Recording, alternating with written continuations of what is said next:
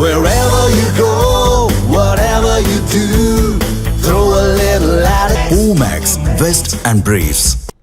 தமிழகம் முழுவதும் 151 கோடி ரூபாய் மதிப்பிலான பணம் பொருட்கள் பறிமுதல் செய்யப்பட்டுள்ளதாக மாநில தலைமை தேர்தல் அதிகாரி அர்ச்சனா பட்நாயக் தெரிவித்துள்ளார். சென்னை தலைமைச் செயலகத்தில் செய்தியாளர்களுக்கு தெரிவிக்கப்பட்டுள்ள தகவலில், சட்டமன்ற தேர்தல் நடத்தை விதிமுறைகள் அமலுக்கு வந்த பிறகு தமிழகம் முழுவதும் 151 கோடி ரூபாய் மதிப்பிலான பணம் பொருட்கள் பறிமுதல் செய்யப்பட்டுள்ளதாக கூறியுள்ளார். சிவிஜில் செயலி மூலம் இதுவரை 794 புகார்கள் பெறப்பட்டுள்ளதாகவும், அனைத்து புகார்கள் மீதும் விசாரணை மேற்கொள்ளப்பட்டு நடவடிக்கை எடுக்கப்பட்டுள்ளதாகவும் தெரிவித்துள்ளார்.